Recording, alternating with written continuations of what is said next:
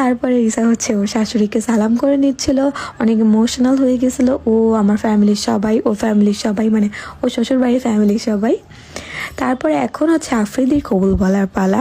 যে ছেলেটা সবসময় আপনাদের সামনে বলতো বিয়ে দাও বিয়ে দাও বিয়ে করব, সেই ছেলেটার আজকে বিয়ে হয়ে যাচ্ছে, তাও আমার বোনের সাথে। তো আমি দেখতেছি, আমিও তো ব্লগেই দেখতাম, তো এখন আমিও দেখতেছি ওর বিয়ে।